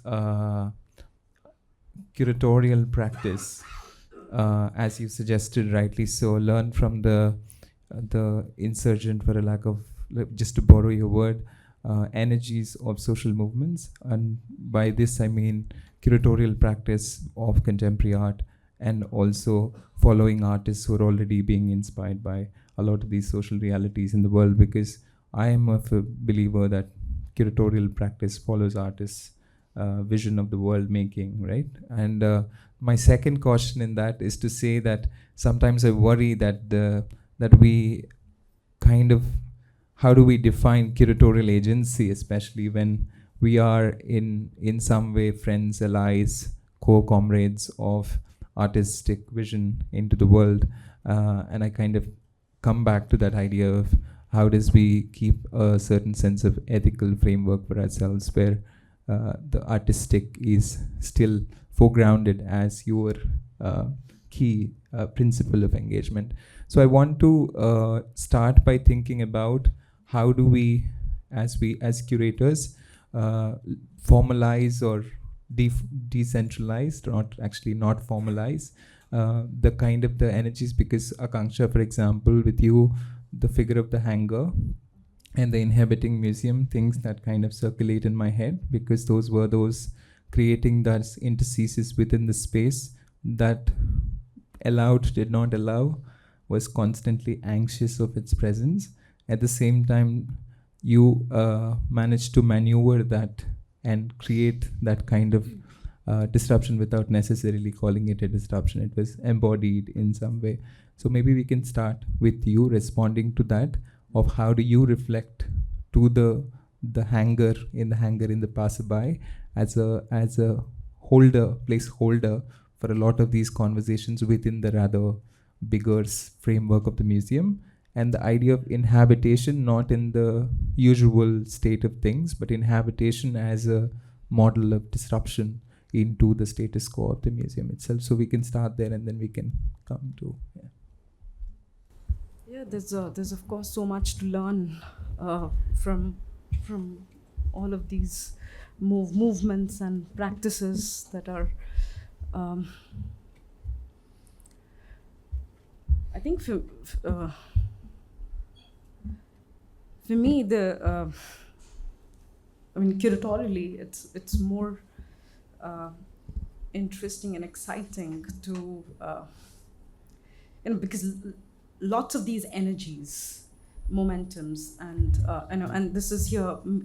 One is not afraid of at least I'm not afraid of erasure, or not afraid of bringing things back into the fold, but what matters more is the hows of it and ways of it. So I think that crafting is the real work, and devising that relationality between the materials, what they say to you. It's not you just reading them, or it's not just the artist alone working with it. It's the whole apparatus that one has to devise each and every single time. I think for me that working is the curatorial and is the radical working as well, because you're not using the same system that applied elsewhere or in your previous thing. You're reworking the machine each and every single time, and that's difficult. So going back to, I think so Hanger allowed me, like, I needed to like really look out for something else, because clearly there was no way it could have happened contained, inside the parameters of what this museum has come to define itself. But the fact that it's possible to do it is also it works. It has been working both ways. It has been working both ways, and I think I take joy in this movement, because it's easy to create the rupture and move out. Like it's easy to do that, staying with it and working and reworking and framing. Like I think that's the groundwork. I mean, a lot of examples that Maya gave is that groundwork. I mean, I do see myself as a worker. Yeah. Thank you. Maya, especially since we are talking about alternative, insurgent, and even radical potential of care and solidarity, and at the same time have a certain sense of role historically in all instances that you've mentioned today. And so are instances within the context of art also, where there are, of course, I'm thinking of, different artist collectives who have come together to self-organize, even disagree with the existing status quo of institutions. But I'm kind of trying to understand at the same time that how does, for example, you translate this, because you're also a pedagogue, you kind of teach and you curate, you work across different spaces, and you're also very interested in staying outside the institutional definitions. As you told me very playfully in the first conversation. So I want you to kind of see how do you really materially channelize these ideas that you're present together into, for example, because we are talking about curating, into the practice of curating for you. Yeah. Does this work? Okay. I was just saying earlier that when I for a long time, I was an independent curator and critic here in Delhi and in Beijing. And during the pandemic, I was institutionalized. I went back into the university. And I do often chafe at that. And at the same time, it is a site in which certain kinds of enactments of alternative principles are possible. And in fact, you can carve out spaces or affordances for that to some extent. But that's not really what you're asking. Are you asking about artists that are doing this kind of work? No, I'm or actually what role saying you practice curating for so long, right? Yeah. So, for example, I'll give an example. Like when I was doing a project in New York, which was about called Tonalities of Dissent, I was trying to understand what were the embodied actions that were taken within something like the Standing Man protests in Istanbul. And I tried to bring in to understand how does this embodied movements can inform in the way in which we look at art, we ask or formulate questions within the space of contemporary art. So I was saying as a curator, while learning from all these movements across the world, how does that one embody that kind of imagination, not represent it, but take forward as questions, some of which you have shared today, but actually much more in a material sense, what would that look like is what? Yeah, I mean, I think there are many different ways that could appear or be inhabited. I mean, for one, most of us are pretty precarious beings, and we don't have huge amounts of material affordances alone. But just take, for example, the plight of the independent curator here in India. It was my observation and personal experience that if you didn't come from a family with a decent amount of money or have a full-time job, you really couldn't make a living doing it. That there were not institutional affordances for it unless you were privileged enough to get a job working full-time in an institution, in which case you really had to struggle to carve out space in there for any kind of autonomous interventions. And it's hard, there's extra pressures. I had the same experience in China where I ran a foundation. But one of the first things I think that is probably the easiest, lowest hanging fruit is that, and we tried to do this with Prac Forum a decade ago, is you should be collectively organizing with each other for creating mutual aid alliances to support young critics and curators or old critics and curators, because everybody is vulnerable and the institutional means are not there to create a thriving community that has ample livelihoods. So Stone Soup is the first place to work, right? All of us have very little. So let's take what we have and see what kind of mutual aid alliances and arrangements that we can actually put into place to make possible collaborative, collective projects that we couldn't do alone, that we could not do on our own, or that we could not get an institution to just outright pay for or do. But beyond sort of how to do our curatorial work, for me, the bigger question, and it goes back to the sort of original avant-garde concept of art as life, what are we doing in our own daily lives and our own relationality, our own network of kin, queer, more than human, and otherwise, to create ecologies of care, of mutual affordances and support, of mutual aid, and to open up pathways of possibility for the people around us, the people we know, the people we work with. That's a place we can already start. But as long as we stay within a sort of neoliberal individual idea that, like, you know, the only way I'm going to stop climate change is I take shorter showers and wear, you know, bring cloth bags, and instead of collectively organizing to see how the problems are systemic and can only be solved through systemic solutions, and the systemic solutions that we're likely to be able to affect are not going to be that we topple capitalism or that we, you know, create an alternative government in the countries where we work. But in our own work, in our own lives, our own daily practices, there's so much more we could do to support each other, isn't there? I think everyone can think of something and someone that you would want to work with more actively to create possibilities for things that you could not do alone. And some of you are already obviously doing this. This isn't a new thing. I mean, there are many of you out there are actively engaging in these kinds of practices already. And so how can you network across different alliances? How can we do more? And how can we take the work that we do in our independent art spaces into our lives to not just decolonize our lives, but to create new sort of epistemic foundations for relationality amongst us that completely refuse extractive instrumentalization? I think all of us can do better. But find the people here. There's so many, and I could have had a talk just about artists and curators who are doing this kind of thing, but I thought, you guys already know about that. I don't need to tell you what you already know. But there's always more that we can do. Yeah. Thank you. So, Rahaab, I don't know if this was intentional, but you kept talking about the CIA giving money and a lot of, you know, to tell us? No. I could not help myself, but I was kind of, we were thinking about, because there's all these conspiracies of different kinds of things, funding coming from different places. And if I understood it correctly, it was also coming some space of institutional critique, but at the same time also understanding the relevance and importance of doing these, projects, exhibitions, because they also open up other conversations and possibilities.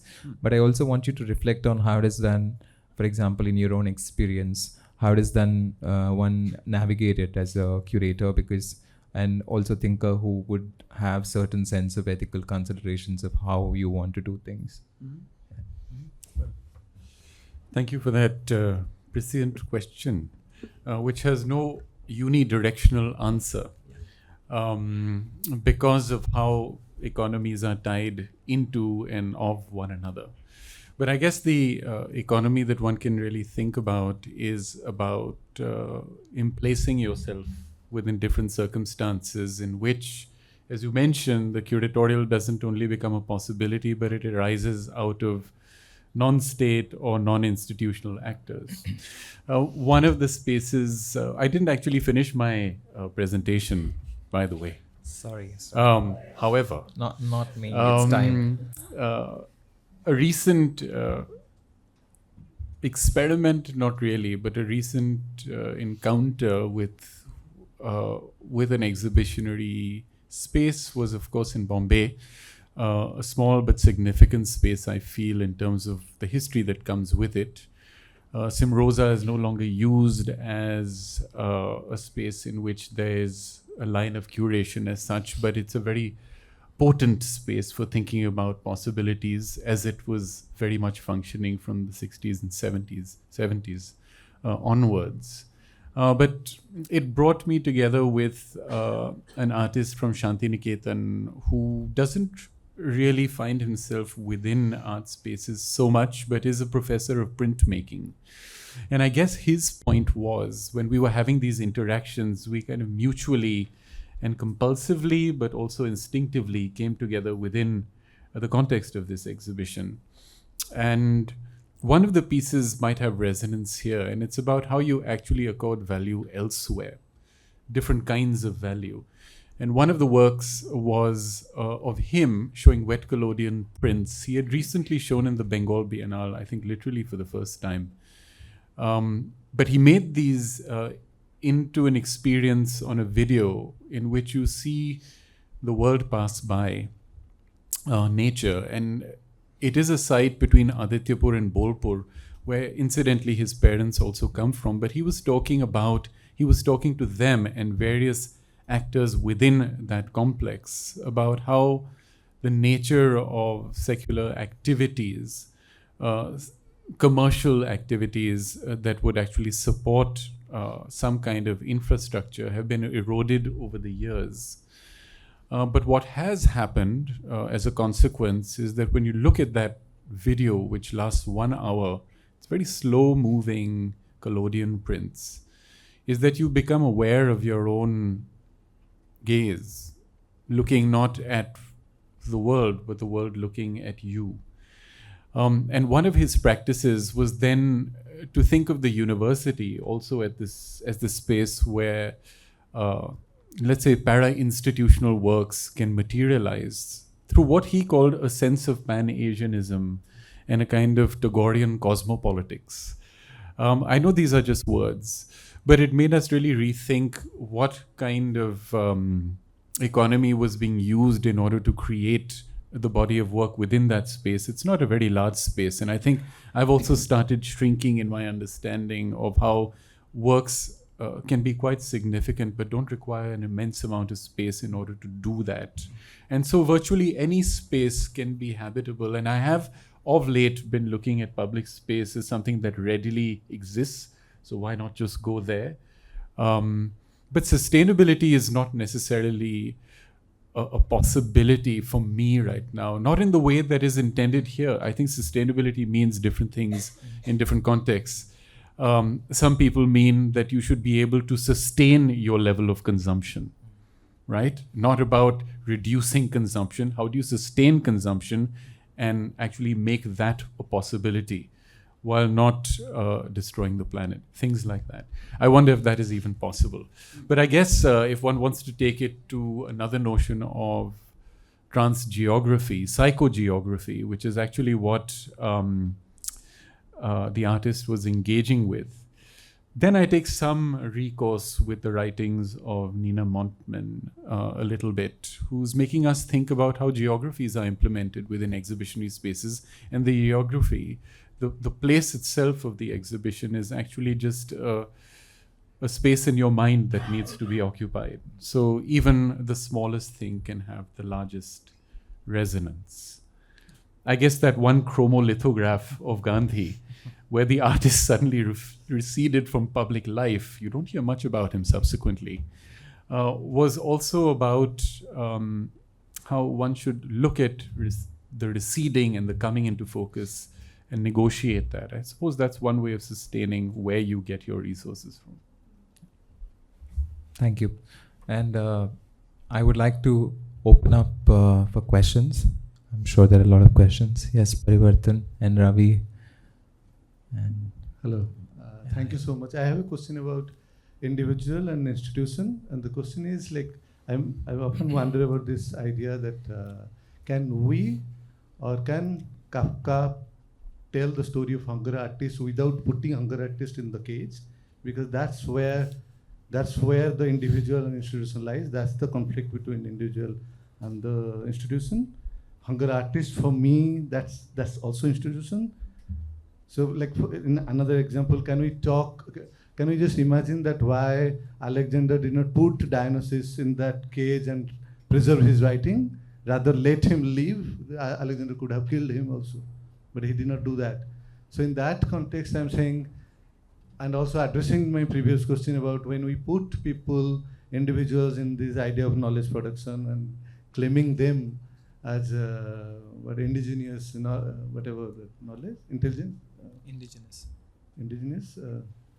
Individual, did you say, or indigenous? No, indigenous knowledge. Yeah. So that for me, the crisis, the institution is that, which pushes people to produce. So this grandmother who is telling this story of tiger and the boar to his grandchildren, now she has pushed to that threshold where this story has to sustain in the mass, and it's not going to sustain. That's my problem. When institutions trying to host people who are not like John Abraham, when John Abraham is discussed in Kochi Panel, I have a problem with that. It's not that I don't like him, I have a problem. That's why I said John Abraham is a dumb. Similarly, I can bring, but I don't want to respond. Was it a question or a comment? Okay. I think it was a comment. Was it? Was it kind of just a comment? Anyone wants to respond? Yes. Yes, please, to the mic, so everybody. One of my class PowerPoints. Wow, that was quick. Okay, so I just pulled up one of my class PowerPoints. Yes. And I was looking at it because it addresses this issue of indigenism in a very interesting way, and also the issue of funding and what passes off as, authentic. And so this is from Tapati's book. Sorry, this is from Partha's book, Art and Nationalism. And this is a quote from Vijendranath Tagore, who was Rabindranath Tagore's brother. And this is in reference to Nabagopal Mitra's Hindu Mela, which he started which is the precursor to 1867. Right. And he's also somebody who coins the term Desi painting. Yeah. And so this is the quote. When Nabagopal Mitra broached the subject of a national fair that would display local handicrafts, I said to him, "These products are well known to all and sundry. But can you show me a genuine indigenous painting?" Whereupon he commissioned a painter to produce one. When I got to the fair, I found to my horror a large painting prominently displayed depicting the people of India in an act of supplication before the figure of Britannia. I remonstrated with him, turn it around at once so that the people cannot see it. Is this your indigenous painting? And is this the sort of work you show at a national fair? Interesting. So, it speaks to many of the concerns that have been expressed by the panel. Thank you, Shruti. Yes, Shruti, of course. And Ravi also had a question after. Thanks very much for these presentations. I was reminded of the fact that so far as affordances of care were concerned, if we look to the history of the Paris Commune, which is 1870s, the Artists' Federation of the Paris Commune proposed soup kitchens, elementary education for all children, care, and so on. And these were seen as audacious and ridiculous proposals because nobody thought that children needed to be cared for, because the mothers would care for the children. The Artists' Federation was of the opinion that maybe women had other things to do as well, or wanted other things to do as well, more than childcare. Since that time, the demands that artists have made have more or less lived within the perimeter of the audacity of the 19th century. They have not proceeded to the perimeters of what would be audacious in the 21st century, right?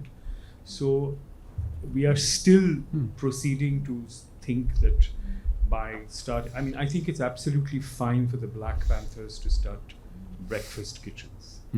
I think artists would make a complete mess of it. And this is a problem that occurred during the Shaheen Bagh and the farmers' protests, where although the citizens' movements were very welcoming at first of artists coming, after a few weeks there was a certain sullen patience of when will they leave, right?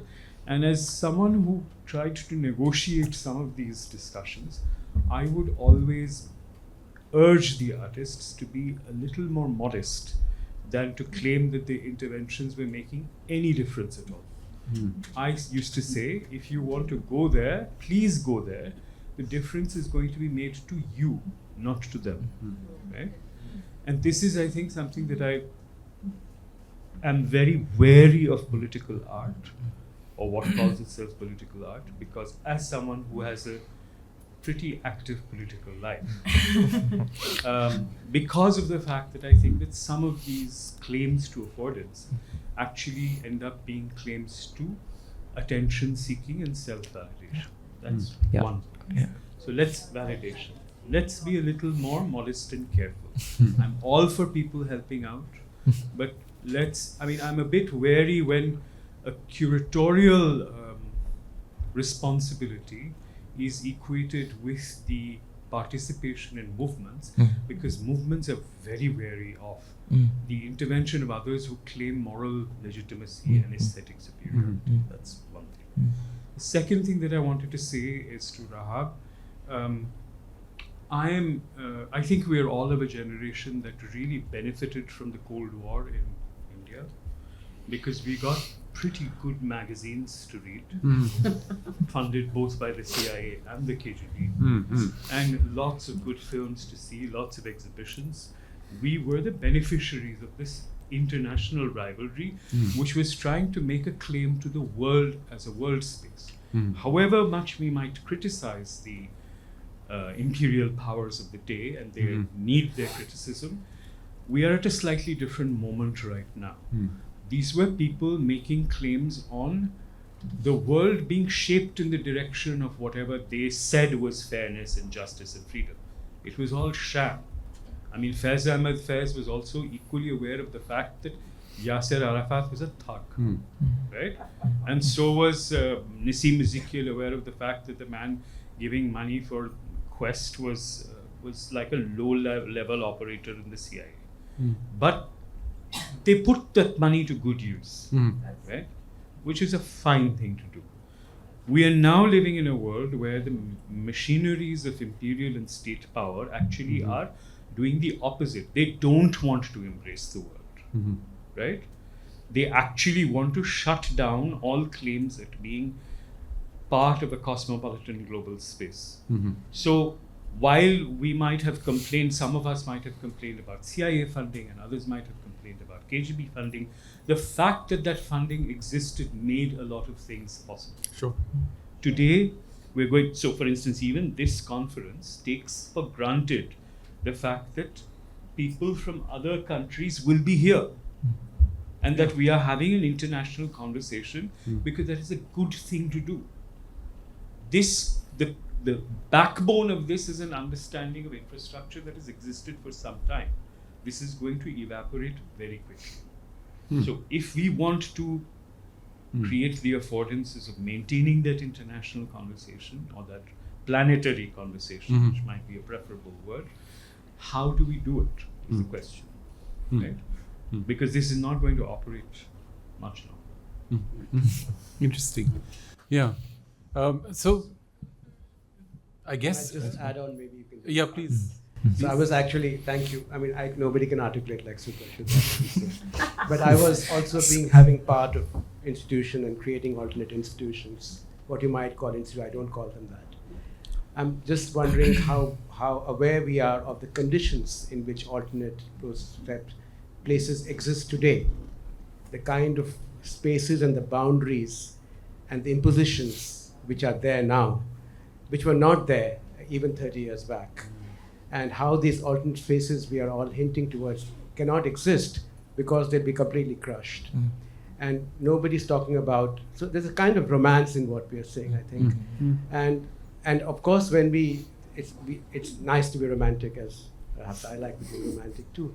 But when we investigate some of these movements, they are not as clean and as smooth as we're making them out to be. They're highly contested spaces. Their fundings and their linkages with the world are highly violent and abusive as well, which is true as well in Latin America even now. So I think we have to be a little more granular in the way we think about these as possible models.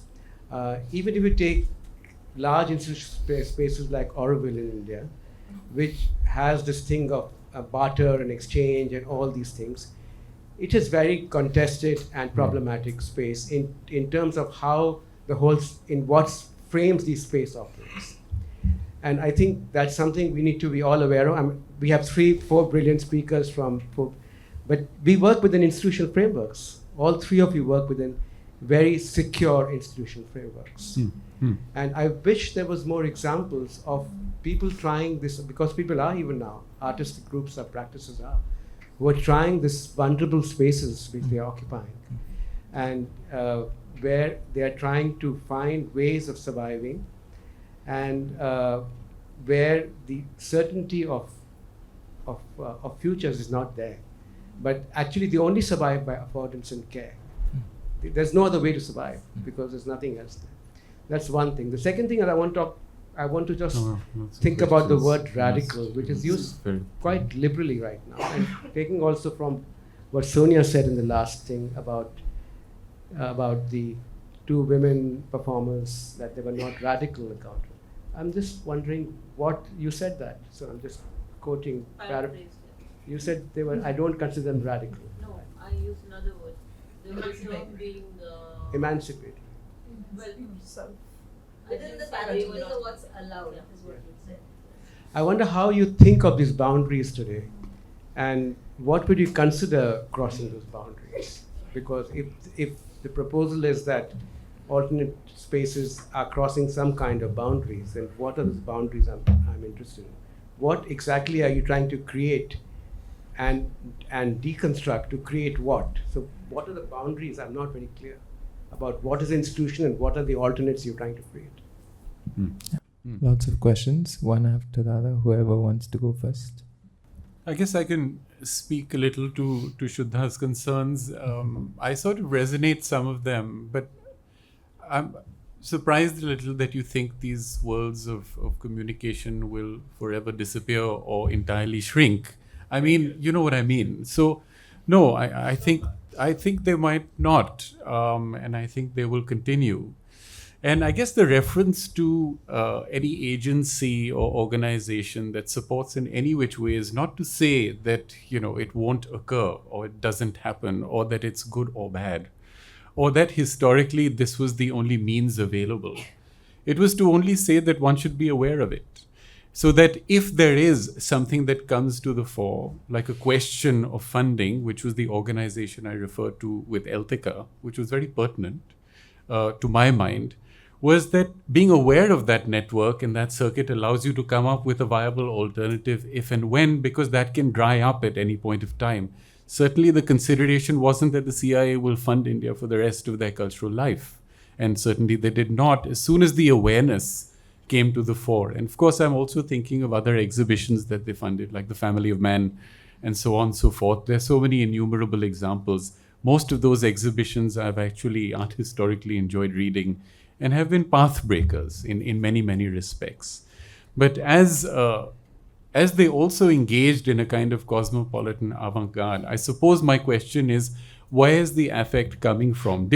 Was this an engineering of a certain ideal? And I don't think Nissim was very clear about the fact that there was a covert operation at play actually. And this has been stated also in interviews that he subsequently gave, is that there was no awareness that that organization in Paris was actually finding its, somewhere else. That organization ridiculously was thinking, however, that the English language itself will be enough to make everyone aware that the United States is a benevolent partner in the end. It was a very strange kind of a funding process that you saw. I mean, this has been charted a little bit. Yeah, so that, well, I mean, and so that, I wouldn't know because I wasn't there.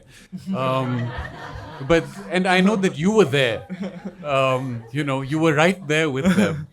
But effectively, I suppose bringing this down, it was not about the covert and the overt that I was kind of referring to necessarily, but I think I resonate with one of the ideas, certainly, and I always have, and I know that everyone here in part has been the genesis of those ideas, and it has to also do about dispelling the aura of both curator and artist. That an artist is in space, you just referred to this with respect to Shaheen Bagh and so on and so forth. The artist, the curator are also players among people who are producing art or non-art. So the domain of art itself is up for grabs to a great extent. And so it doesn't necessarily mean that the curatorial needs to be premised or provoked in a certain kind of way, because the curatorial, what is it at the end of the day? But these interactions, but these coordinations, and but these group activities which you yourself mentioned can shrink in time. So I guess that is a productive space from which one should actually look at how art is generative and generating in the present through non-artistic and non-curatorial practices, because those in the end are also artistic and also curatorial. Just to go back, if we were to say that in 1879 there are questions that people are asking, artists are asking, which no one else is asking. Yeah. What would those questions be today? And you must come and see the Paris Commune albums in the archive. Maya, would you like to? Can I steal this? Yes. It's funny that you brought up the Paris Commune, because that was one of the cases that I cut because I had too much. So I wanted things that were a little closer to the present. Let me try to just address these really fruitful lines of critique that I was hoping that we would. My point wasn't just have a manifesto and like, yay, let's go out and be radical revolutionaries. But really, rather than suggesting that our job is for either artists to go like they did with Tiananmen Square, to go build a goddess of democracy and like do their art as part of a given protest movement. There's a time and place where that maybe is helpful and needed, and I think that's really for the participants themselves to decide. But I think my aims were a little both bigger and more modest at the same time. With the more modest ones, I really wanted to provoke people just to think about our own models of relationality that we inhabit right now in relation to our work, our practices, our lives, and all of our other kinds of relationships, and what kind of principles those were based on. Because, and this makes us jump up to the sort of much larger level, which is, again, for me, for the context I'm working in, the kinds of principles that I would consider, to answer Robin's question, radical, as in, i.e. root and branch diversions from where we are now that I think are needed. It would be a disavowal of hierarchical dualisms and dualizations that are inferiorizing and superiorizing and anthropocentric or Eurocentric or privileging small groups and profoundly othering others. This is not new. All of you know this is a problem. But that's one that still dominates the model of everyday life across the world in most spaces, not all. The second one would be instrumental rationality, which again has been the dominant model of engaging in social and economic life since, for most parts of the world, not all again, but parts of the world that are heavily occupied by capitalism, that's the dominant model for deciding success or failure and how to engage with people in most spaces. That's something that we can change in our own interactions. So not treating others, other beings, other people, other life forms, other systems of value as if they existed only to serve us as instruments for our narrow pursuits. These are things we can really address in our own everyday lives right now without a movement or a revolution, but can make a gigantic difference to how we engage with the people around us and the people we collaborate with. Some of you, again, already are doing many of these kinds of things, alternative agroecology and farming practices, creating institutional project spaces to support young and emerging artists. There's so much that's already happening.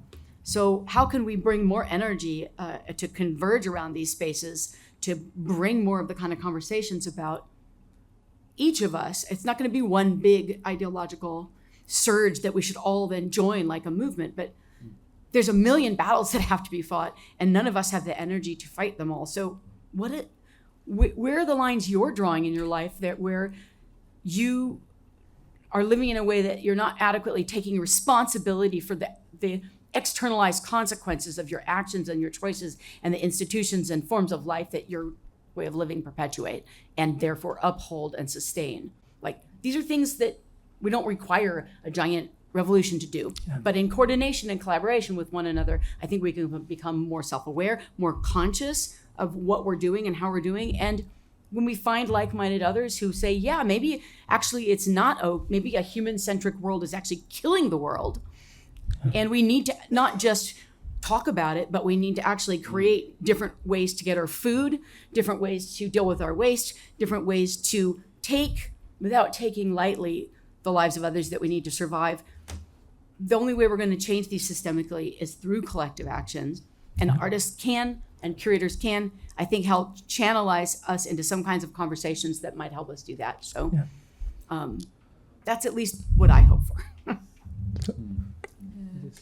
Akansha, we have very little time. You can respond quickly. One small comment to kind of address what Ravi was, acknowledging, of course, comes from a huge privilege of safety nets.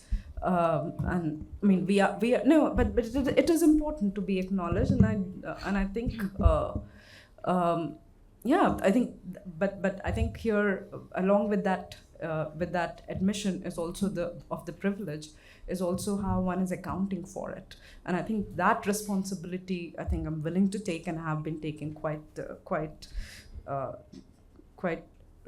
interestingly. And so just to answer your question about the alternative and the institution, I don't see them as binaries or any kind of opposition to each other, and at least, and I do not have that fallacy of performing the role of bridging the two. So it's does not come from that. My practice does not come from that perspective, but it comes definitely from identifying the act. Not act of art and where it may lie, so it may not, and in that sense, adding to the discourse. Thank you so much, Aditya, Rahaab, Maya, and Akansha, for that excellent discussion that we've had. Thank you everybody for staying on for so long over the last 2 days. I hope you have a lot to take with you, to think about, and maybe we can carry on these conversations. Hopefully we'll have this next year again. So I want to thank Mamta really for your support. Creating affordances. Affordances. And thanks to you. Thanks to you, Bill. And let's carry on the conversation. One note for the curators, we're going to do one more photograph because a lot of people were not there yesterday. Okay. So just near the staircase, we'll take a photo. On the staircase, yes. And the whole Anant Forum team, thank you so much for putting up with us. Thank you.